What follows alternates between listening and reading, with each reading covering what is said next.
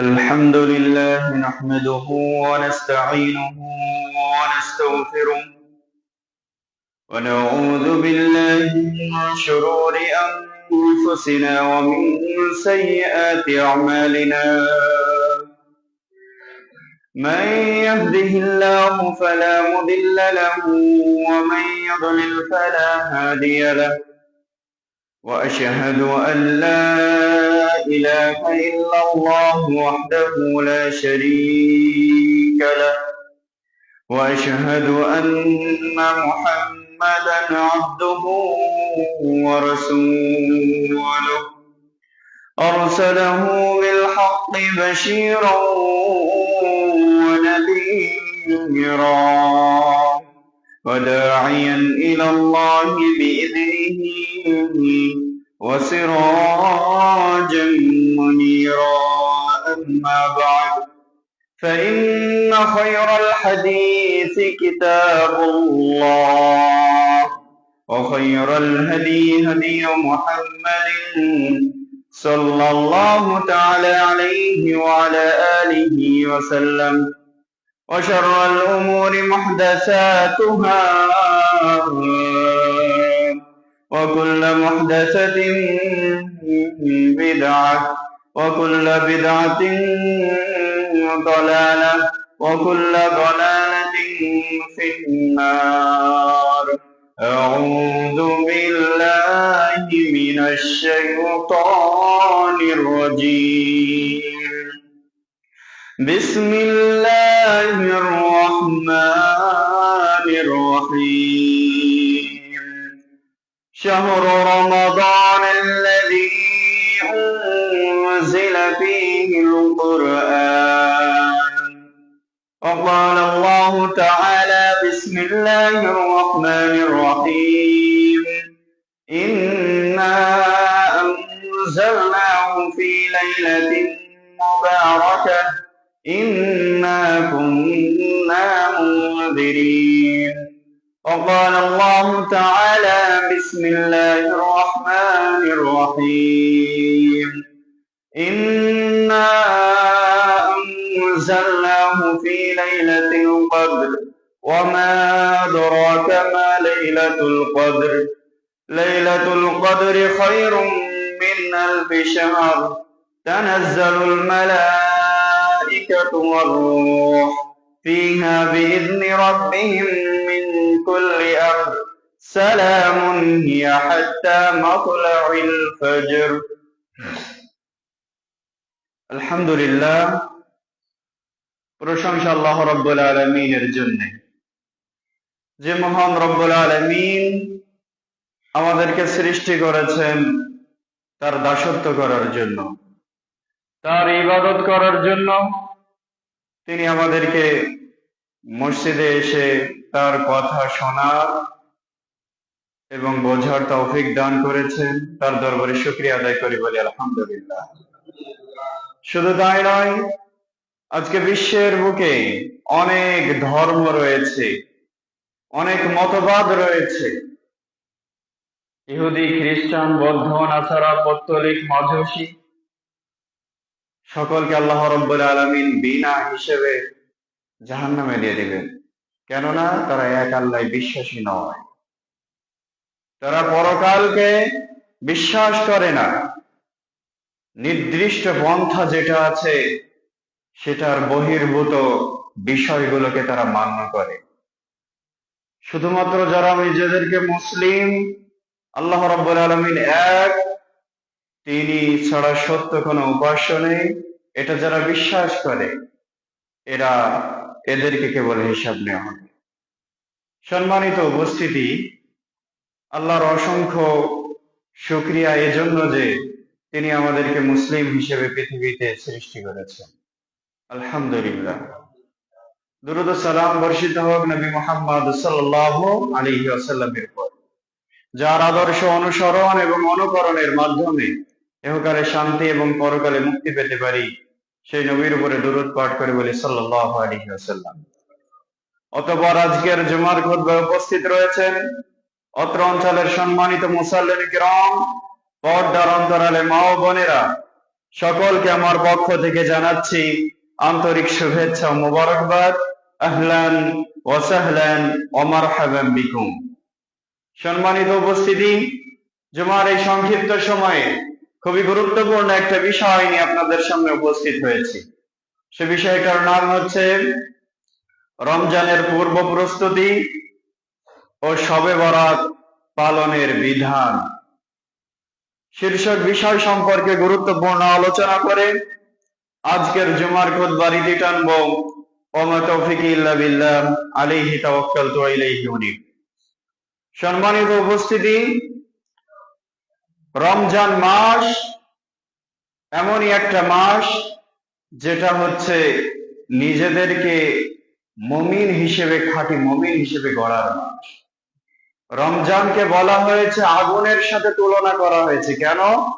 কারণ আগুন যেমন আপনার ওই যে স্বর্ণ বলেন আর লোহা বলেন, এগুলো আগুনে দিলে ওর যে মরিচিকা গুলো আছে, ময়লাগুলো আছে, ওগুলো দূর করে দেয় এবং যেটা খাঁটি এবং নিরেট থাকে সেটাকে টিকিয়ে রাখে। রমজান মানুষকে তার পাপকে এরকম মুক্ত করে, পাপকে নিমিষ করে দিয়ে তাকে খাঁটি ইমানদার হিসেবে গড়ে দেয়। সম্মানিত উপস্থিতি, এই রমজান মাসের আগমন আর কিছুদিন পরে আমাদের মাঝে ঘটবে। আজকে শাবান মাসের 14 তারিখ, আর 15 থেকে 16 দিন পরেই আমাদের মাঝে কি আসবে? রমজান মাস চলে আসবে। রমজানের একটা ঘ্রাণ এই মাসে আমরা পেয়ে যাচ্ছি। তাহলে রমজানের আগে কি আমাদের কোনো প্রস্তুতি থাকা দরকার নাকি দরকার না? অবশ্যই দরকার। আপনি বিনা প্রস্তুতিতে যদি রমজানের ভিতরে প্রবেশ করে ফেলেন, তাহলে কোনটা থেকে কোনটা করবেন এটার জ্ঞান এবং বিচার বুদ্ধি আপনার থাকবে না। আগে থেকে প্ল্যান এবং পরিকল্পনা করতে হবে যে আমি রমজানে কি করব, কোন কোন কাজ থেকে আমাকে মুক্ত হতে হবে, কোন কোন কাজ বেশি পরিমাণে করব, এগুলো রমজানের আগেই কি করতে হবে? আপনাকে আমাকে পরিকল্পনা করে দিতে হবে।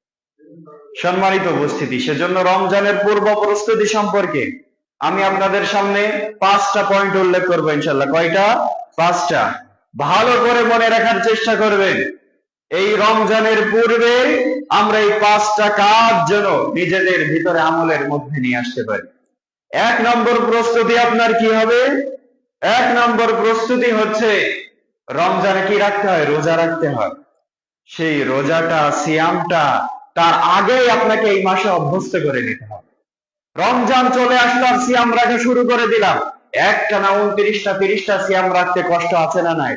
অবশ্যই আছে। কিন্তু যদি আপনি এই শাবান মাসে যদি প্রস্তুতিমূলক কি কিছু সিয়াম রাখেন, অভ্যস্ত হন, তাহলে দেখা যাবে রমজানে আপনি কি বেশি কষ্ট আপনার হবে না। আগে থেকে আপনি সিয়ামে অভ্যস্ত হয়ে গিয়েছেন। তাই রমজানের পূর্বে এই যে শাবান মাস চলছে, এই মাসে বেশি বেশি নফল সিয়াম পালন করা। রাসূল সাল্লাল্লাহু আলাইহি ওয়াসাল্লাম এই মাসে বেশি বেশি নফল সিয়াম পালন করতেন। কেননা রমজানে যাতে আমি অভ্যস্ত হয়ে যাই। সারা বছর খেয়ে দিনের বেলায় খাওয়া দাওয়া, পানাহার করা, এগুলো আমাদের অভ্যাসে পরিণত হয়ে গিয়েছে। হঠাৎ করে রমজান চলে আসলে 1 মাস রোজা থাকা বান্দার জন্য অনেক কঠিন হয়ে যায়। তাই রাসূল সাল্লাল্লাহু আলাইহি ওয়াসাল্লাম কি করেছেন? রমজানের পূর্বের মাস অর্থাৎ শাবান মাসে তিনি অত্যাধিক পরিমাণে সিয়াম পালন করতেন।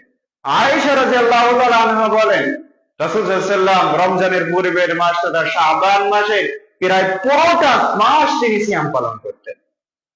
রমজানে তিনি এত বেশি সিয়াম পালন করতেন যে রমজানের পূর্বের মাস শাবান মাসে তিনি এত বেশি সিয়াম পালন করতেন যে রমজান ব্যতীত আর অন্য কোন মাসে এত বেশি সিয়াম পালন করতেন। শাবান মাসে রমজানের পরে সব থেকে বেশি সিয়াম পালন করতেন। রাসূল সাল্লাল্লাহু আলাইহি ওয়াসাল্লামের উদ্ধৃতি দিয়ে তিনি বলেন, কানা রাসূলুল্লাহ সাল্লাল্লাহু আলাইহি ওয়াসাল্লাম ইয়াসুমু শাবান কুল্লাহু। আয়েশা রাদিয়াল্লাহু তাআলা বলেন, রাসূল সাল্লাল্লাহু আলাইহি ওয়াসাল্লাম শাবান মাসে প্রায় প্রত্যেকটা দিনই সিয়াম পালন করতেন। কোন বর্ণনায় আছে ইল্লা কালিলা, রমজানের পূর্বের শাবান মাসে সামান্য কিছুদিন বাদ দিয়ে প্রায় পুরোটা শাবানই তিনি কি করতেন? সিয়াম পালন করতেন। অথচ আজকে আমাদের 14টা দিন পার হয়ে যাচ্ছে, একটা সিয়াম আমরা রাখতে পারি, অথবা কেউ একটা দুইটা হয়তো রেখেছি মাসে। তাহলে এখনো যে আমাদের 15-16টা দিন বাকি আছে, তাহলে আমাদের কি করা উচিত? সিয়াম পালন করা উচিত। কি হিসেবে? রমজানের প্রস্তুতিমূলক হিসেবে। রাসূল সাল্লাল্লাহু আলাইহি ওয়াসাল্লাম এই মাসে বেশি বেশি সিয়াম পালন করতেন। তবে নিসফ শাবান, 15 শাবান অথবা 20 শাবান অথবা 25 শাবানের পরে আর রোজা রাখা আমাদের যাবে না। সর্বোচ্চ 25 আমরা ধরতে পারি। কেননা তার 5 দিন পরেই যদি রমজান শুরু হয়, এর আগে আমরা রোজা রেখে একেবারে নিজেদেরকে দুর্বল করে ফেলেছি, তাহলে রমজানে হয়তো কষ্ট হয়ে যেতে পারে। সেজন্য আমরা সর্বোচ্চ 25 তারিখ পর্যন্ত, এই শাবান মাসের 25 তারিখ পর্যন্ত আমরা কি করতে পারি? সিয়াম পালন করতে পারি। সম্মানিত উপস্থিতি, উসামা ইবনে যায়েদ রাদিয়াল্লাহু তাআলা আনহু তিনি বলেন, হে আল্লাহর রাসূল, এই শাবান মাসে আপনাকে আমি এত বেশি সিয়াম পালন করতে দেখি যে অন্যান্য মাসে তো আপনি এত বেশি সিয়াম পালন করেন না, এর কারণটা কি? তখন রাসূল সাল্লাল্লাহু আলাইহি ওয়াসাল্লাম বলেন, দুইটা কারণে কি আমি শাবান মাসে এত বেশি সিয়াম পালন করি। এক নম্বর কারণ হচ্ছে, এই শাবান এমনই একটা মাস যে মাসে মানুষ গাফেল থাকে। কেননা শাবানের পূর্বের মাস হচ্ছে রজব। রজব মাস হচ্ছে 4টা হারাম মাসের মধ্যে একটা। এই মাসে যুদ্ধ বিগ্রহ ঝগড়াঝাটি ইত্যাদি নিষেধ, তাই মানুষজন এগুলো থেকে বিরত থাকে, হারাম থেকে বিরত থাকে। আর শাবানের পরের মাসটা হচ্ছে কি? রমজান মাস। রমজান অনেক ফজিলতপূর্ণ মাস, তাই মানুষেরা রমজানে কি করে? ভালো ভালো ইবাদত করে। আর এই শাবান মাসটা, এই মাসে মানুষজন গাফেল থাকে, ভাবে রজবে বেশি ইবাদত করেছি, সামনের মাস রমজান, এটাতেও অনেক ইবাদত করতে হবে, তাই শাবানে বেশি বেশি গাফেল থাকে মানুষ। সেজন্য আমি বেশি বেশি ইবাদত করি শাবান মাসে। প্রিয় উপস্থিতি, তারপরে তিনি বলছেন, এই শাবান এমনই একটা মাস যেই মাসে বান্দার আমল নামাকে আল্লাহর কাছে পেশ করা হয়। পুরো বছরের আমলটা কোন মাসে আল্লাহর কাছে পেশ করা হয়? শাবান মাসে। আপনি আজকে যে আমলটা করছেন, সকালবেলা ফজরের সময় একদল ফেরেশতা এসেছে, এই আমলগুলো নিয়ে আপনি ভালো করেন আর খারাপ করেন, সব আমলগুলো নিয়ে আসরের সময় এই ফেরেশতাগুলো আল্লাহর কাছে পেশ করে দিবে। ওই সময় আর একদল ফেরেশতা এসে ফজর পর্যন্ত থাকে। রাত্রে বেলায় আমরা যে কাজগুলো করি, ভালো করি আর খারাপ করি, এই সব আমলগুলো আল্লাহর কাছে পেশ করা হয়। এটা দৈনিক আমলের পেশ করা হয় সেখানে। আর আপনার সপ্তাহে প্রত্যেক সোমবার এবং বৃহস্পতিবার 2 দিন, এটাও আল্লাহর কাছে প্রত্যেক সপ্তাহের হিসাব নিকাশ দেওয়া হয়। কোথায় যাব আমরা? আমল করব আর ফাঁকে দেওয়া যাবে, এটা সম্ভব নয়। কোন কাজ যতই আমরা গোপনে করি না কেন, আল্লাহ রাব্বুল আলামিন যে হেফাজতকারী, যে সংরক্ষণকারী আমাদের মাঝে দিয়েছেন, এদেরকে কি আমরা চোখ ফাঁকি দিতে পারবো না? মা ইয়ালফিযু মিন কাওলিন ইল্লা লাদাইহি রাকীবুন আতীদ। মানুষের মুখ থেকে যে কথাই উচ্চারিত হোক না কেন, এই সব কিছু ফেরেশতারা লিপিবদ্ধ করে রাখে। শুধু কথা নয়, কাজ, কর্ম, চিন্তা, ভাবনা সবকিছু লিপিবদ্ধ হচ্ছে এবং সবকিছু আল্লাহর দরবারে পেশ করা হচ্ছে। আর বছরের মাঝে পেশ করা হয় আমলগুলো এই শাবান মাসে। তাই রাসূল সাল্লাল্লাহু আলাইহি ওয়াসাল্লাম বলেন, আমার আমলগুলো এমন একটা মাসে পেশ করা হচ্ছে, সেই মাসে আমি রোজা থাকবো না, এমনটা তো হতে পারে না। আমি চাই রোজা আছি আমি, এমন অবস্থায় আমার আমল নামাগুলো আমার রবের দরবারে পেশ করা।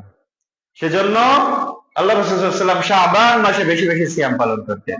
প্রিয় উপস্থিতি, রমজান চলে আসছে আমাদের মাঝে, কিন্তু শাবানে আমরা রোজা রাখতে পারছি না, আছে না? একটু অভ্যস্তমূলক সিয়াম আমাদের কি এই মাসে রাখতে হবে। কি রাজি আছেন সকলে ইনশাআল্লাহ? ওই যে কালকে শবে বরাতটাই রোজা রাখতে হবে এমনটা নয়। রাসূল সাল্লাল্লাহু আলাইহি ওয়াসাল্লাম শাবান মাসের প্রায় প্রতিটা সিয়ামই পালন করতেন, শুধু একদিন স্পেশাল ভাবে।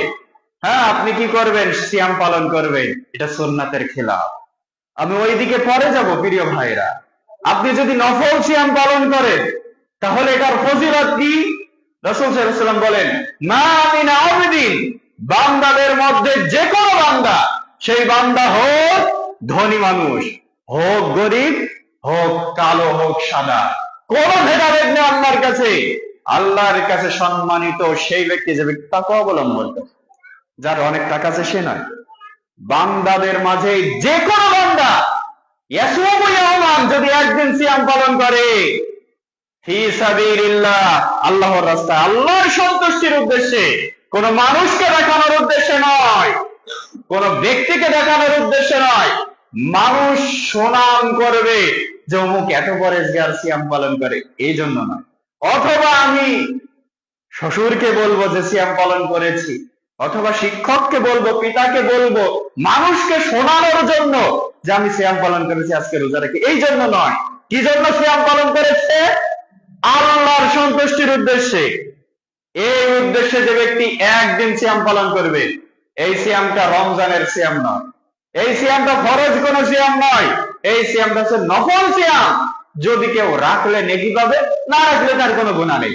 এরকম কোন দিনে যদি একদিন সিয়াম পালন করে, রাসূল সাল্লাল্লাহু আলাইহি ওয়াসাল্লাম বলেন, বা'আদাল্লাহু ওয়াজহাহু আনিন নারি ৭০ খরিফা। ওই একদিন সিয়াম পালন করার কারণে আল্লাহ রাব্বুল আলামিন তার মুখমণ্ডলকে জাহান্নাম থেকে ৭০ বছরের দূরে রাখবেন। সুবহানাল্লাহ।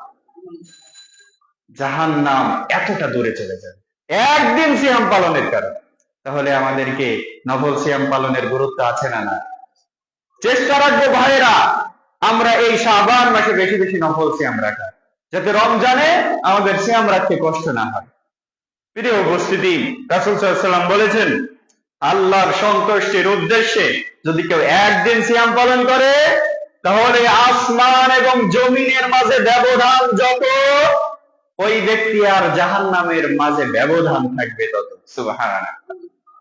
জাহান্নাম এতটা দূরে চলে যায়।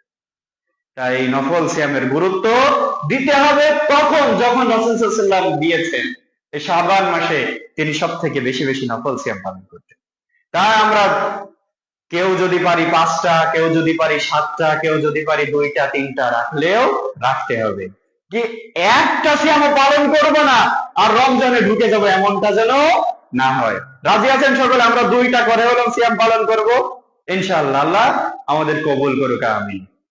সম্মানিত দিনী ভাই বন্ধুগণ, এরপরে দ্বিতীয় নম্বরে যে পূর্ব প্রস্তুতি হবে রমজানের, সেটা হচ্ছে শাবানকে গণনা করা, মাসকে গণনা করা, তারিখকে গণনা করা, যে এতদিন পরে আর সিয়াম আসবে। এটা একটা পূর্ব প্রস্তুতি। যেই জিনিসের প্রতি মানুষ আগ্রহান্বিত থাকে, সেই জিনিসটা বারবার মানুষজন মনে করতে থাকে আর কতদিন পরে আসবে, কতদিন পরে আসবে, কেননা এটার প্রতি সে অনেক বেশি উৎসাহিত। রমজান যে আমাদের মাঝে আসছে, এটার প্রতি আমাদের উৎসাহী হতে হবে, বেশি বেশি এই শাবানকে গণনা করতে হবে।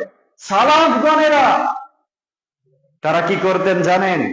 6 মাস আগে থেকেই তারা দোয়া করতেন, আল্লাহ এই রমজান আমাকে পাওয়ার তৌফিক দিও। হে আল্লাহ, এতদিন বেঁচেছি, আর 6 মাস পরে, কত মাস? 6 মাস। একদিন নয়, 2 দিন নয়, 1 মাস নয়, 2 মাস নয়, 6 মাস আগে থেকে, রমজানের 6 মাস আগে থেকে দোয়া করতেন, আল্লাহ রমজান পর্যন্ত আমার হায়াত দিও। আল্লাহ আমাকে রমজান পর্যন্ত বাঁচিয়ে রাখো, যাতে করে আমি রমজানে বেশি বেশি আমল করে, ইবাদত করে, রমজানের অফার গুলো গ্রহণ করে আমার আমল নামাকে আমি পরিপূর্ণ করতে পারি নেকি দিয়ে, আর গুনাহগুলো যেন মিটিয়ে নিতে পারি। সালাফরা এভাবে দোয়া করতেন। রমজান পার হয়ে গিয়েছে, অনেক অনেক ইবাদত করেছে, এরপরে এবার দোয়া করতেন, আল্লাহ পরবর্তী 6 মাস দোয়া করতেন, আল্লাহ রমজানে যে ইবাদত গুলো করেছি আল্লাহ সেগুলো কবুল করে নিও। সালাফরা রমজানকে কেন্দ্র করে জান্নাতে যাওয়ার চেষ্টা করতেন। অন্যান্য মাস ইবাদত করতেন, কিন্তু রমজানের যে ইবাদত গুলো করেছে সেইগুলো কবুলের জন্য বাকি 6 মাস দোয়া করতেন। সম্মানিত দিনী ভাই বন্ধুগণ, তাই রমজান একটা মুসলিমের জীবনে গুরুত্বপূর্ণ একটা সময়। মুসলিমকে জাহান্নাম থেকে বেঁচে জান্নাতে প্রবেশ করার জন্য তার জীবনে একটা রমজান পাওয়াই যথেষ্ট। সম্মানিত উপস্থিতি, রমজানে মানুষের পরিবর্তন ঘটে। অনেক মানুষ দাড়ি রাখা শুরু করে, অনেক মানুষ গান বাজনা থেকে বিরত থাকে, অনেক মানুষ বিড়ি সিগারেট নেশাদ্রব্য থেকে বিরত থাকে রমজানকে কেন্দ্র করে। মনে করে থাকে এই রমজান থেকে আর কোনোদিন এগুলোর ধারের কাছে যাবে। প্রিয় উপস্থিতি, রমজান মানুষকে পরিবর্তনের জন্য আসে, তাই রমজানের প্রতি উৎসাহী হওয়া উচিত। রমজানকে পাওয়ার জন্য শাবান মাস বেশি বেশি গণনা করা উচিত। রমজান আসছে আমাদের মাঝে, শাবান মাস, এটা হচ্ছে ঘ্রাণ স্বরূপ, ঘ্রাণ জানিয়ে দিচ্ছে যে রমজান আর বেশি দূরে নেয়। কোন জায়গায় বিরিয়ানি রান্না হচ্ছে, আপনি এখনো খাননি, খাবেন, তার আগেই বোঝা যায় যে আশেপাশে কোথাও বিরিয়ানি আছে, কেননা ওর ঘ্রাণ আপনার নাকে চলে এসেছে। হ্যাঁ, শাবান মাসটা হচ্ছে রমজানের ঘ্রাণ স্বরূপ। আমরা কি রমজানের ঘ্রাণ পাচ্ছি, যার কিছুদিন পরে রমজান আমাদের মাঝে চলে আসবে। আর আমি হুপ করে রমজানে ঢুকে পড়বো তা নয়। ওই যে নদীতে ভেসে থাকি কচুরিপানা, কচুরিপানা বলেন তো আপনারা, ওর নিচে কোনো ভিত্তি নাই, শিকড় নাই। ঢেউ যেদিকে যাচ্ছে ওদিকেই চলে যাচ্ছে, কোথাও ঠেকে গেলে ওখানেই রয়ে যাচ্ছে, আবার বাতাসে অন্যদিকে নিয়ে চলে যাচ্ছে, ওর নিচে কোনো ভিত্তি নাই। এমন মুসলিম হতে পারে না। মুসলিম তার একটা আলাদা বৈশিষ্ট্য, ভিত্তি থাকবে। রমজান আসার আগেই সে নিজেকে প্রস্তুত করে নিবে, রমজানে কোন কোন আমল গুলো করবে, কোন কোন গুলো ছাড়বে ইত্যাদি। প্রিয় উপস্থিতি, রমজান মাস হচ্ছে ফসল কাটার মাস, আর শাবান মাস হচ্ছে বীজ বপন এবং পানি সেচের মাস। আপনি এই শাবান মাসে নিজেকে প্রস্তুত করেন, নিজেকে আমলের জন্য প্রস্তুত করেন, যাতে রমজানে বেশি বেশি আমল করতে পারে। এই শাবান মাসেই প্রস্তুত করতে হবে। একজন কৃষক যদি সে আগামী মাসে ফসল পেতে চায়, তাহলে তার আগের মাসে কি করতে হয়? অনেক পরিশ্রম করতে হয়। আর 1 মাস পরে হয়তো আপনারা আলু পাবেন, কিন্তু 2 মাস আগে থেকে কি করছেন? প্রস্তুতি নিয়ে শুরু করছেন, তাই না? এই রমজান মাসেই আপনি ঢুকেই সব নেকি ফজিলত আপনি পেয়ে যাবেন এমনটা নয়, তার আগে আপনাকে প্রস্তুতি গ্রহণ করতে হবে।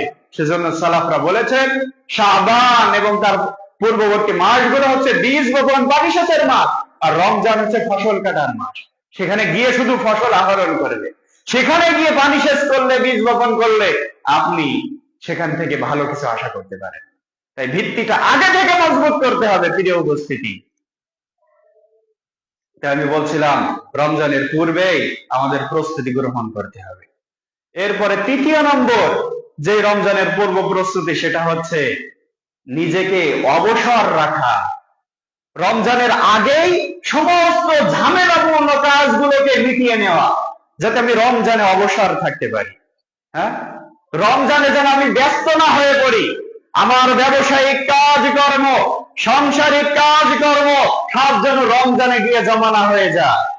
তাই রমজান পাওয়ার আগে আমাকে আপনাকে প্রস্তুতি নিতে হবে এই শাবান মাসে সমস্ত ঝামেলাপূর্ণ কাজকে মিটিয়ে ফেলা, ব্যস্ততাপূর্ণ কাজকে মিটিয়ে ফেলা, যাতে আমি রমজানে অনেকটা অবসর পাই, সেখানে বেশি বেশি ইবাদত করতে পারি, আমি জিকিরের সময় পেতে পারি, কোরআনের তেলাওয়াতের সময় যাতে আমার বেশি থাকে।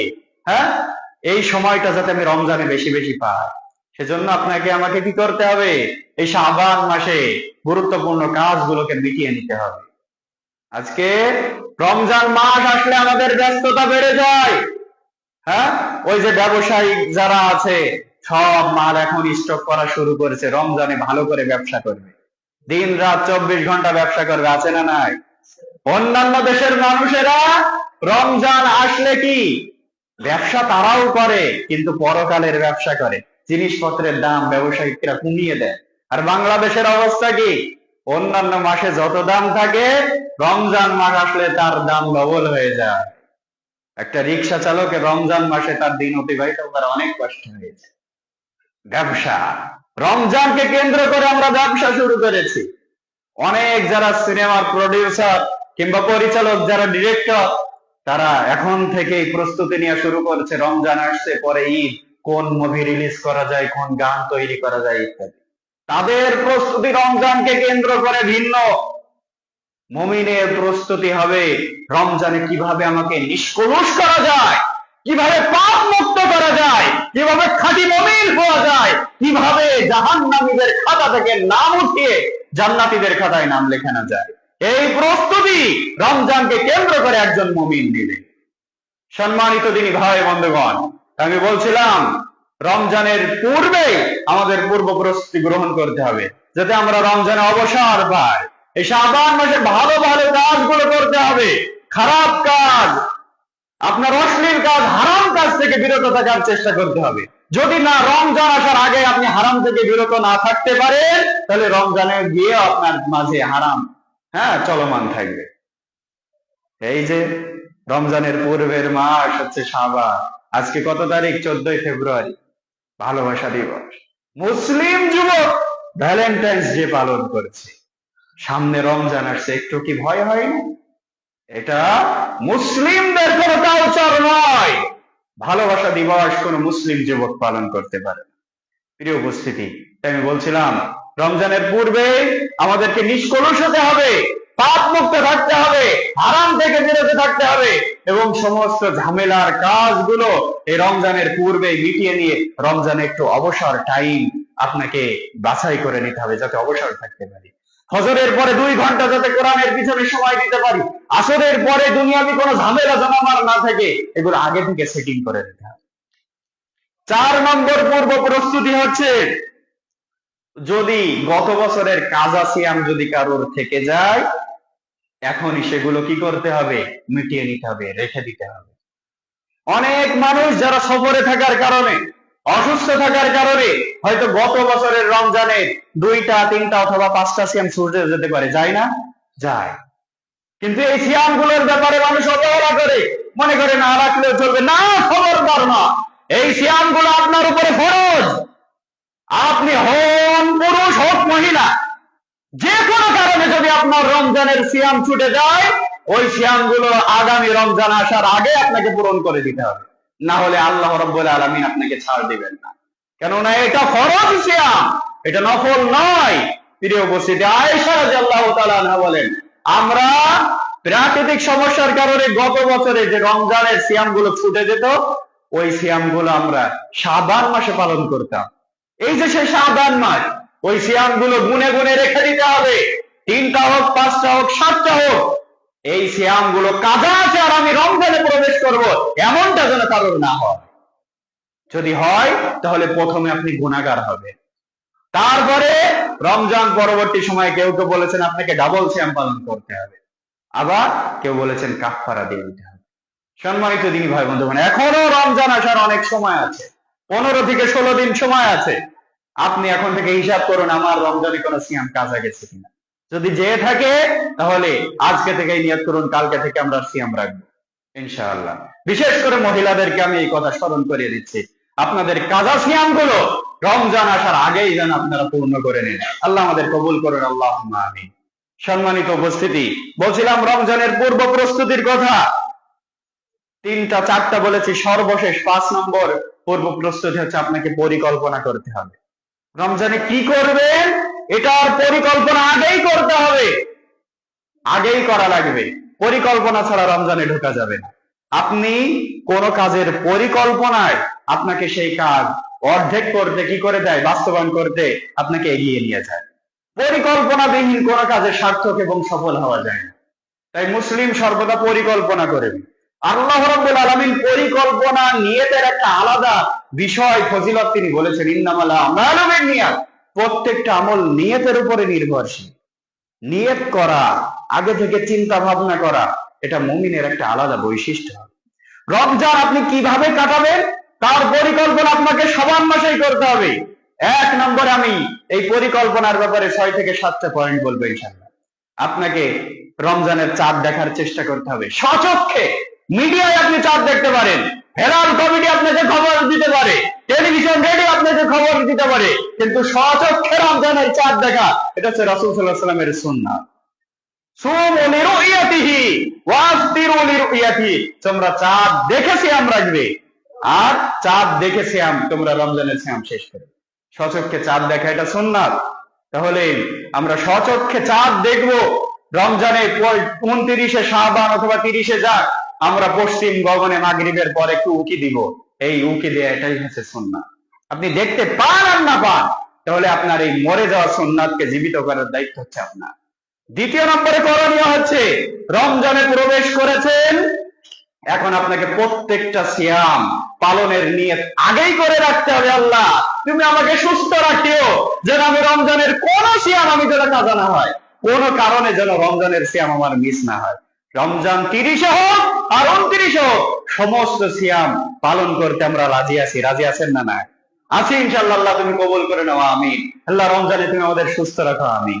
আল্লাহ বলেছেন, ফামান শাহিদা মিনকুমুশ শাহরা ফালিয়াসুম, যে ব্যক্তি রমজানে উপনীত হবে সেজন্য রমজানের সিয়াম সবকটা পালন করে। রমজানের সিয়াম ফরজ। যদি কোনো সুস্থ ব্যক্তি, যার আকল রয়েছে, বিবেক রয়েছে, যে বালেগ হয়েছে, যার মস্তিষ্ক ঠিক রয়েছে, কিন্তু সে যদি সিয়াম পালন না করে, তাহলে সে ব্যক্তি আল্লাহর ফরজকে তরক করেছে, সে ব্যক্তি ফরজ মানে নাই। সুস্থ থেকে যদি কেউ দিনের বেলায় পানাহার করে, ভক্ষণ করে, সে ব্যক্তি কিভাবে নিজেকে মুসলিম দাবি করতে পারে? আল্লাহর ফরজিয়াতকে, যিনি আবশ্যক যেটাকে করেছেন সেটাকে সে ভায়োলেট করেছে। অনেক মানুষ আছে সুস্থ শরীর নিয়ে দিনের বেলায় পানাহার করে, ভক্ষণ করে, সে আবার নিজেকে মুসলিম দাবি করে। প্রিয় উপস্থিতি, অনেক বাহানা দেয়, আমার দিনের বেলায় না খেলে চলে না, আমি থাকতে পারি, হ্যাঁ, ওষুধ না খেলে চলে না, ইত্যাদি অনেক অজুহাত খাড়া করে। কিন্তু আল্লাহ রাব্বুল আলামিন সবকিছু আপনার সম্বন্ধে জানেন। মানুষকে দেখাতে পারেন, বলতে পারেন এটার কারণে এটা হচ্ছে, কিন্তু আল্লাহ তো আপনার ব্যাপারে ভালোই জানেন। সম্মানিত উপস্থিতি, তাই আমরা বলছিলাম রমজান পাবো আর আগেই নিয়ত করবো আল্লাহ রমজানের 30টা হোক 29টা হোক সব সিয়াম রেখে দিব ইনশাআল্লাহ। রাজি আছেন? ইনশাআল্লাহ। তৃতীয় নম্বরে যে পরিকল্পনা আমাদের আগেই করতে হবে, আল্লাহ তারাবির সালাত, কষ্টকর সালাত, 8 রাকাত হোক আর বেশি হোক কম হোক, রাকাতের কথা আমি বলছি না, কিন্তু এটা তো বান্দার উপরে ফরজ না, কিন্তু এমনই একটা ইবাদত যে ইবাদতের ব্যাপারে রাসূল সাল্লাল্লাহু আলাইহি ওয়াসাল্লাম বলেন, মান কামা রমাদান ঈমানান ওয়া ইহতিসাবান গুফিরা লাহু মা তাকাদ্দামা মিন যামবি। সুবহানাল্লাহ।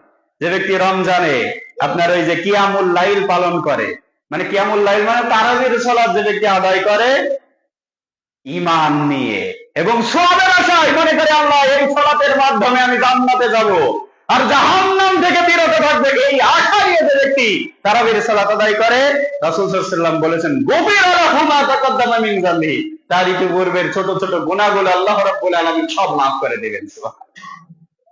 আমাদের গুনাহ থেকে আমরা মুক্ত নই, কত গুনাহ যে আমরা করেছি তার কোনো ইয়াত্তা নেই, হিসেব নেই। তাহলে এই গুনাহগুলো মাফ করে নেওয়ার মৌসুম হচ্ছে রমজান মাস। তারাবির সালাত একটা অনন্য মাধ্যম। আমরা সকলে প্রত্যেকটা দিন তারাবির সালাত আদায় করব, কি রাজি আছেন? ইনশাআল্লাহ। আল্লাহ তুমি শক্তি দাও, সামর্থ্য দাও এবং আমাদের নিয়তকে তুমি কবুল করে নাও, আমিন। সম্মানিত উপস্থিতি, 4 নম্বরে হচ্ছে ইতিকাফ পালন করা। ইতিকাফ রমজানের শেষ 10টা দিন পালন করতে হয়। এই ইবাদতটা এমনই একটা ইবাদত যেগুলো সবার ভাগ্যে জোটে না, চাইলেও পারে না। খুব কম সংখ্যক মানুষ রয়েছে যারা ইতিকাফ পালন করতে পারে। কিন্তু আপনি যদি আগে থেকে নিয়ত করে নেন, আল্লাহ আমার ব্যস্ততা কমিয়ে দাও, রমজানের শেষ 10টা দিন যেন আমি তোমার রাহে কুরবানি করতে পারি, এই সুযোগ, অ্যাবিলিটি, সক্ষমতা তুমি আমাকে দান করো, তাহলে আল্লাহ হয়তো আপনার উপরে সহজ করে দিবে। অথবা নিয়ত করেছেন তার আগে আল্লাহ আপনার মৃত্যুর, মানে রমজান পাওয়ার আগে অথবা রমজান চলছে, ইতিকাফ পাওয়ার আগে আপনি মারা গিয়েছেন, আল্লাহ আপনার নিয়তকে কবুল করে নেন।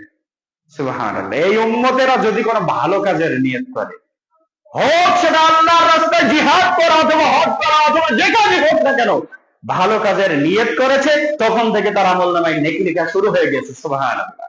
বাস্তবায়ন করলে তো আরো নেকি রয়েছে। এটা হচ্ছে উম্মতের একটা ফজিলত, একটা মর্যাদা। প্রিয় উপস্থিতি, তাহলে নিয়ত করতে কষ্ট হয় না, নিয়তটা অন্তরের বিষয়, মুখে বলতে হয় না। এই পরিকল্পনা রমজানের আগে আমাদের করে নিতে হবে। 5 নম্বরে যে পরিকল্পনা আমাদের করতে হবে সেটা হচ্ছে রমজানে আপনার কোরআন তেলাওয়াত করা। কি করা? বেশি বেশি কোরআনুল কারীম তেলাওয়াত করা আগেই নিয়ত করতে হবে, নাহলে আপনি রমজানের সময়ই পাবেন না, নিয়ত করারই সময় পাবেন না। আগে একটা প্ল্যান থাকবে, আমি রমজানে 1 খতম হলেও কোরআন তেলাওয়াত করবো, অথবা কোরআনুল কারীম পড়া শিখবো মসজিদের হুজুরের কাছ থেকে, এই রমজান মাসে আপনি শিখবেন, এই নিয়ত আগে থেকে করে নিতে হবে। অনেক ভাইরা কোরআনুল কারীম পড়তে পারে কিন্তু তেলাওয়াত করে না, এগুলো এক সময় কোরআন আপনার বিরুদ্ধে সাক্ষী দিয়ে দিবে। প্রিয় উপস্থিতি, তাই কোরআন দেখেন আপনার বাড়ির আলমারির ভিতরে দেখেন মাকড়সা জাল বুনে ফেলেছে চারিদিকে, আছে আপনার বাড়ি কোরআন, এটা আমি বিশ্বাস করি। নেই কথা আমি বলবো না, কারণ আপনি মুসলিম। যদি কোরআনটা থেকে থাকে, আজকেই বাড়িতে গিয়ে ওই জাল মুক্ত ধুলাবালি যুক্ত কোরআনটা আপনি আজকেই বের করে মুছে পড়া শুরু করে দিন, প্রস্তুতি নিন আর নিয়ত করুন, পরিকল্পনা করুন, এই রমজানে আমি 1 খতম হইলেও কোরআনুল কারীম তেলাওয়াত করব ইনশাআল্লাহ। আল্লাহ আমাদের কবুল করুন, আল্লাহুম্মা আমিন। এরপরে আছে লাইলাতুল কদর। শুধু 27 রাত্রিতে লাইলাতুল কদর উদযাপন করবে, এই কথা ঠিক নয়। রাসূল সাল্লাল্লাহু আলাইহি ওয়াসাল্লাম বলেছেন, তাহাররাউ লাইলাতুল কদরি ফি আশরিল আখিরি মিন রমাদান, তোমরা রমজানের শেষ দশকের বেজর রাত্রিতে লাইলাতুল কদর অন্বেষণ করো, পেয়ে যাবে। শুধু একটা রাত্রি নয়, লাইলাতুল কদর মানে হাজার মাস অপেক্ষা উত্তম একটা রজনী। সুবহানাল্লাহ, একটা অফার। মুমিনের জীবনে একটা রাত যে ব্যক্তি পেয়ে যাবে লাইলাতুল কদর, সে ব্যক্তি সৌভাগ্য হয়ে গিয়েছে। ওই রাত্রি থেকে যে বঞ্চিত হয়, প্রকৃত বঞ্চিত সেই যে লাইলাতুল কদর মিস করেছে, বঞ্চিত। তাহলে লাইলাতুল কদর পাওয়ার জন্য শেষের বেজোর 5টা রাত আমাদেরকে মন প্রাণ দিয়ে ইবাদতে পার করে দিতে হবে। রাজি আছেন ভাইরা? ইনশাআল্লাহ। রমজান এখন আসেনি, কিন্তু তার আগেই পরিকল্পনা আমাদের করতে হবে। এগুলো হচ্ছে পূর্ব প্রস্তুতি। প্রিয় উপস্থিতি, রমজানে কি করবেন? রমজানে মানুষদেরকে ইফতার করাবেন। শুধু আপনাকে বলছি না, আমি নিজেকে বলছি, মানুষদেরকে ইফতারি করাতে হবে, মানুষদেরকে খাওয়াতে হবে। সারাদিন সিয়াম পালন করেছে রাসূল সাল্লাল্লাহু আলাইহি ওয়াসাল্লাম বলেছেন, মান ফাত্তারা সাইমান, যে ব্যক্তি কোন রোজাদারকে ইফতারি করাবে, ওই ব্যক্তিটি যে রোজা রেখেছে সুবহ সাদিক থেকে নিয়ে সূর্যাস্ত পর্যন্ত সারাদিন পানাহার ভক্ষণ খাওয়া দাওয়া থেকে বিরত থেকে যে নাকি অর্জন করেছে, আমি তাকে এক গ্লাস পানি এবং কিছু খেজুর, কিছু ইফতারি করিয়ে তার সমপরিমাণ নেকি অর্জন করবো। সুবহানাল্লাহ। অথচ এই রোজাদারের নেকি থেকে বিন্দু মাত্র নেকি কমানো হবে না। সুবহানাল্লাহ। তাহলে সায়েমকে, রোজাদারকে ইফতার করাতে হবে। হন আপনি রিক্সা চালক, আপনি দিন মজুর, আপনি কৃষক, কিন্তু একজন সায়েমকে ইফতারি করানোর সামর্থ্য কি আল্লাহ আমাদেরকে দেয় না? দেয়, অবশ্যই। আপনাদের এখানে যদি মসজিদে ইফতারির ব্যবস্থা থাকে, কেউ চাইলে 1 কেজি খেজুর দিয়ে দিতে পারে। অথবা আপনি ধনী মানুষ হলে এলাকায় আপনি চেষ্টা করতে পারেন, অমুক দরিদ্র ব্যক্তি, তার হয়তো সাহারির ব্যবস্থা হচ্ছে না, তার ইফতারির ব্যবস্থা হচ্ছে না, তাকে আপনি রমজানে সাহায্য করবেন। এই নিয়ে তো আপনি করতে পারেন। প্রিয় উপস্থিতি, তাহলে তারাও রমজানটা সুন্দরভাবে পালন করতে পারে। প্রিয় উপস্থিতি, রমজানে বেশি বেশি এই ভালো কাজগুলো করে নিজেদেরকে জান্নাতি হিসেবে তৈরি করতে হবে। আর রমজানে আমাদের এই কাজগুলো যদি আমরা করতে পারি, আশা করা যায় রমজানটা আমাদের জন্য ভালো হবে। আল্লাহ আমাদের মঙ্গল করুক, আল্লাহুম্মা আমিন। রমজানকে আল্লাহ তুমি আমাদের পাওয়ার তৌফিক দাও, আমিন। যে পরিকল্পনাগুলো, যে পূর্ব প্রস্তুতির গুলো আমরা বললাম, আল্লাহ তুমি আমাদের যথাযথ পালন করার তৌফিক দান করো, আল্লাহুম্মা আমিন। ওয়া আখিরু দাওয়ানা আলহামদুলিল্লাহি রাব্বিল আলামিন।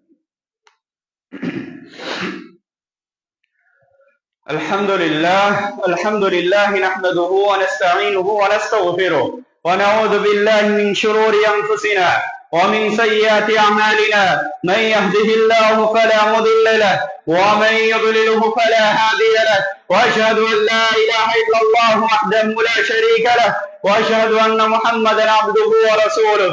إن الله ملائكته يصلون على النبي، يا أيها الذين آمنوا صلوا عليه وسلموا تسليما.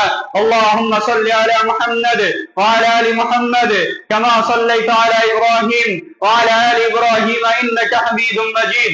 اللهم بارك على محمد وعلى آل محمد كما باركت على إبراهيم وعلى آل إبراهيم إنك حميد مجيد.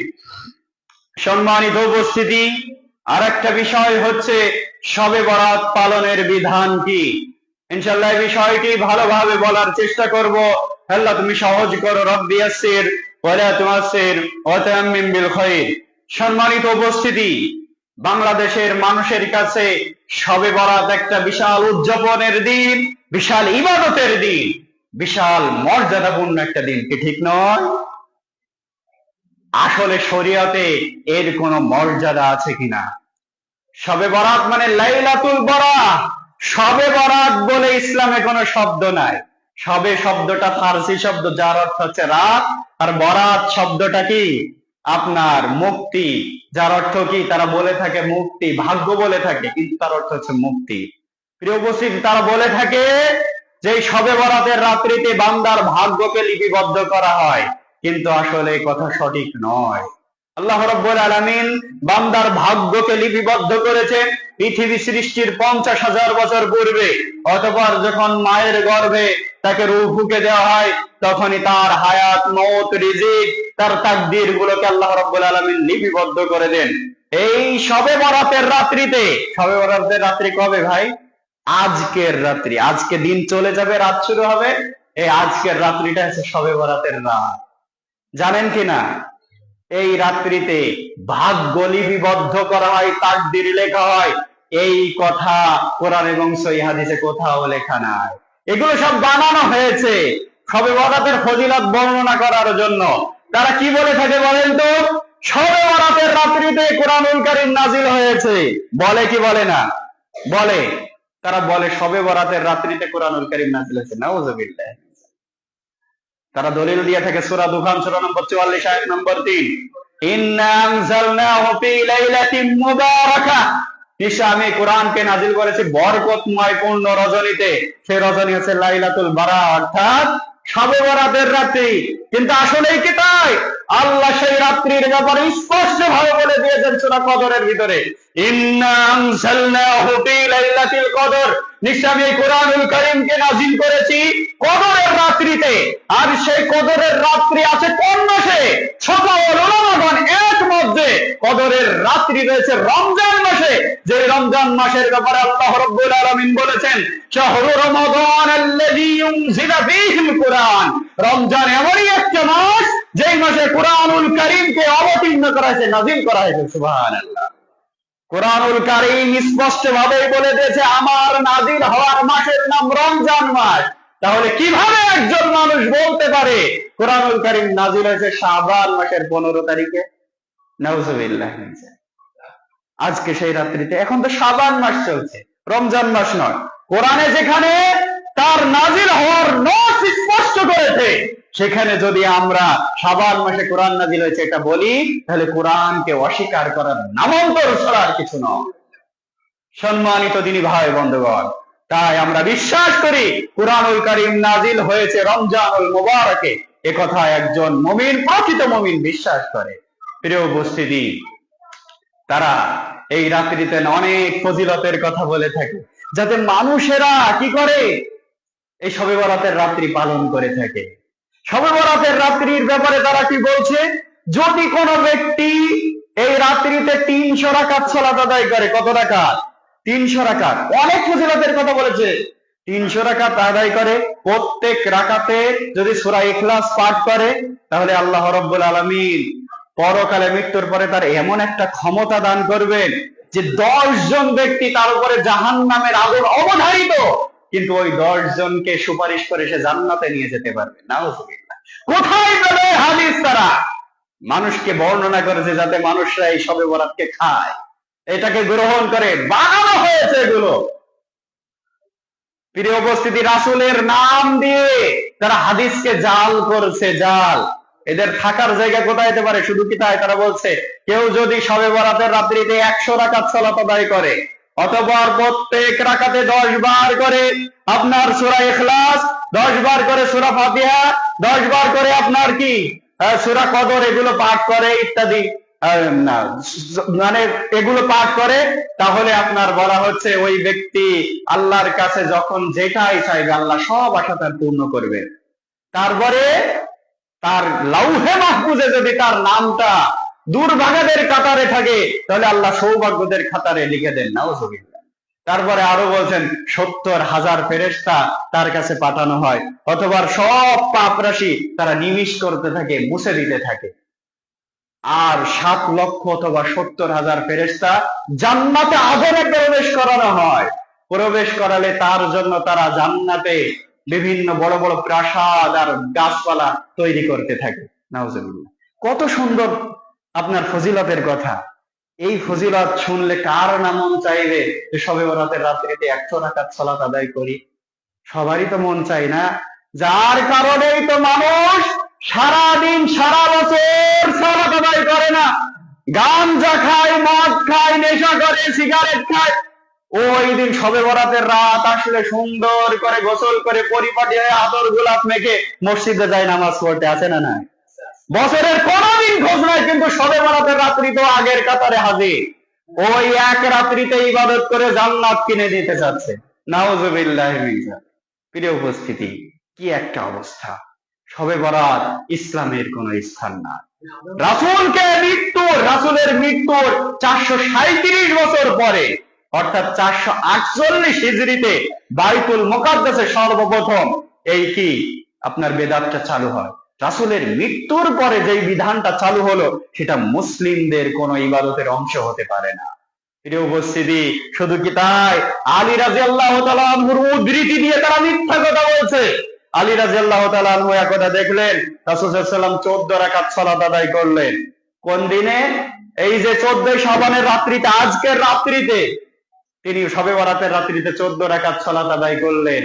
তারপরে তিনি 14 বার সূরা ইখলাস, 14 বার সূরা ফাতিহা, 14 বার সূরা নাস, 14 বার সূরা ফালাক পাঠ করলেন, একবার আয়াতুল কুরসি পাঠ করলেন। আমি আল্লাহ রাসূলকে জিজ্ঞাসা করলাম, হে আল্লাহ রাসূল,